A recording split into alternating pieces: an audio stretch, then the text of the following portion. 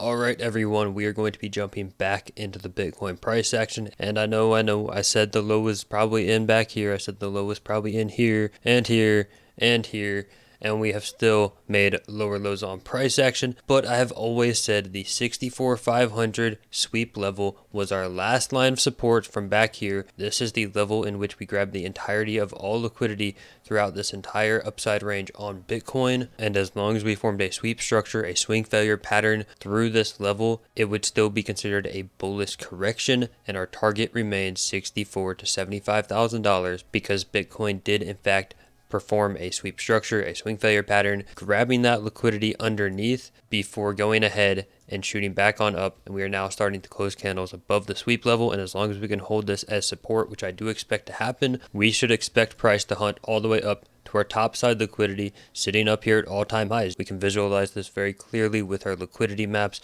It is more likely now for Bitcoin to hunt all the way up there to grab all of those shorts. And because of this proper swing failure pattern with a failed auction that we'll get into a second looking at those footprint charts, I did go ahead and enter another long over here on BingX. And real quickly, I gotta remind you guys that I do have a limited time event going on with BingX right now. I put those links at the top of the description down below, and the rewards really are fantastic. Whether you just invest in spot or trade futures, you can basically get free money completing some of the tasks using those links down below. So make sure to sign up with that top link, and then you will be registered to go ahead and participate in that event using the second link down below. So definitely make sure to go check that out. I do love BingX. They're going to be my next main exchange since MEXC is going full KYC now. But let's go ahead and talk about this trade. So as you can see here, I entered a couple times and actually sold off my position to re-enter on the secondary sweep. So essentially I got a little bit too antsy and went ahead and limited in when I saw the sweep of 64,500 on these two buys here. And after entering this position, I went ahead and double checked myself because I saw all of these lows at about the same level. I knew liquidity was being built to the downside very locally, and I knew I probably entered too soon. So I went ahead,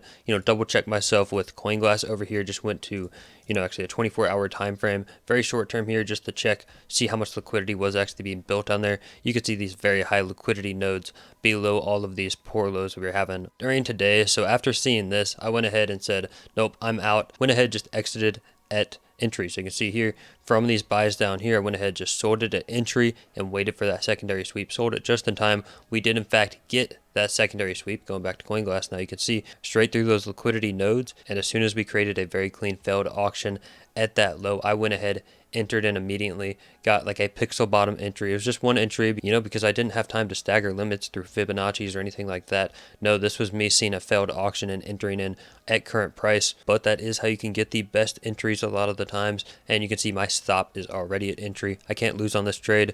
I especially can't lose on the trade because it's a demo trade. This is another reason I love BingX, is because they got testnet, and once again, I didn't want to sell altcoins at the lows to put them into my trading account. I'd rather just hold my risky spot altcoin bags because they're essentially leveraged Bitcoin anyway. But let's get back into the charts. You can see we had a nice hourly bull div within here. You could take it from back here, or you could just take it from here. This probably makes more sense because pulling it from back there actually didn't give us that third tap. So yeah, we have that hourly bull div on our RSI. That is a main confluence that I need for my long positions. And we also see, looking at the levels indicator, this was a big level for us, the weekly and daily value area low. And now getting back above our daily point of control is really nice to see. We have a clear line of support now higher up. So we want to see this get flipped into support.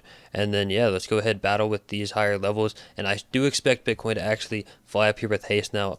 Once again, I know I've been saying the low is in for all of this time, but now we are actually at the last line of support. If we are going to go up, this is it. We have to go ahead and shoot for those all-time highs. We have to grab that topside liquidity. There's a lot of shorts in the market. It shouldn't be that hard to do. And I'm not saying we can't roll over here, but if we did, that would not be a bullish correction anymore, and it would be a sign that we're going to enter the bear market. Let's look at Trading Light though. Look at these footprint charts. What are some confluences I used to enter that long position?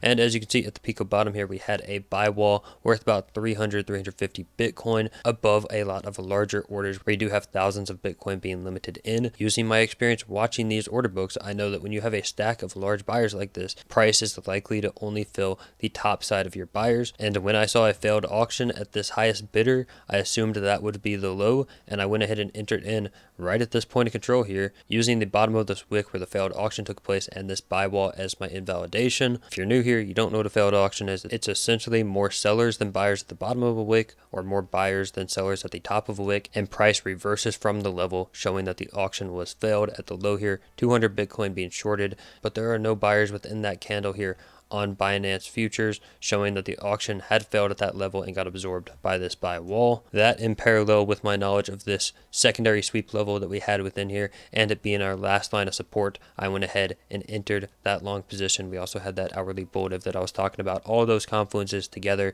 was my reasoning for entering that position and how I was able to get such a good entry and have almost no risk on it. And I gotta say, this low looks very good. It looks proper. I was a little bit worried when we were just ranging in here and we were building those poor lows like I talked about at the beginning of the video, and the fact that we did sweep all of this, grab the liquidity from this tight range within here, and we have now gone ahead and made higher highs throughout here. We're closing candles above this range now. It shows me we have strong lows, and I do expect price to rally up here with haste, and we do want to rally up here with haste as I was talking about on the daily time frame. We're still below this daily EMA. We really should not be breaking this during a bull market, so I really want to see that get recovered. But you know me, I have a bullish bias, and when we look at our S&P, we can see the S&P continues to fly into all-time highs, playing out in this last line of attack that we have been talking about, where we do create a full-on blow off top for the S&P following this like 70-degree uptrend. And if we are going to have a blow off top of the S&P, I see no reason we can't have a larger rally in crypto, and we can have risk on assets fly, because we should still see expansion into the market during these euphoric times ahead with that Ethereum ETF and the Fed cutting. Retail should go crazy, and I do fully expect the break of all-time highs on Bitcoin because the S&P is leading the way, and on that break of all-time highs and retail entering back into the markets, we should see the altcoin season start to take off once again. And when we do look at Total 3, we are in fact still holding our last line of support on Total 3 as well. I talked about how this sweep level looked proper, and that was probably our low. Then we had this secondary sweep level, and I said, wow, that actually looks really good. It made sense that we swept that. This is probably our low. Well, price has continued down here, and we have gone ahead and swept this next low on price. I've been saying we cannot make lower lows here on Total 3, and we are still able to hold it. So if we go ahead and break this low down here, that's where you deviate previous cycles.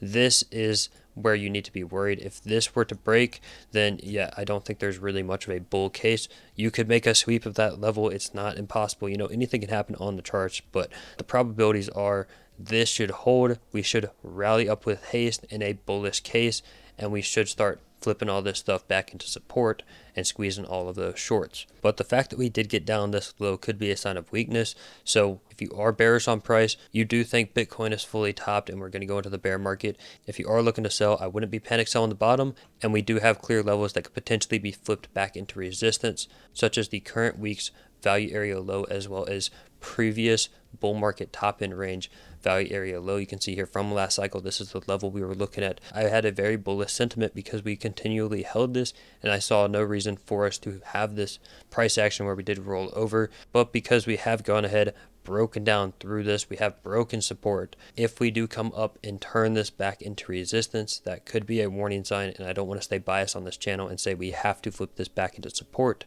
But if I were a betting man, which I basically am because I have all my money in alts right now, I do expect this to get flipped into support and for us to squeeze on up to at least make an all-time high here on Total 3 and send up to that value area high of our previous range, which is something we've been looking at for quite some time. And this can happen very fast, even if Bitcoin is just going to get into an upthrust after distribution.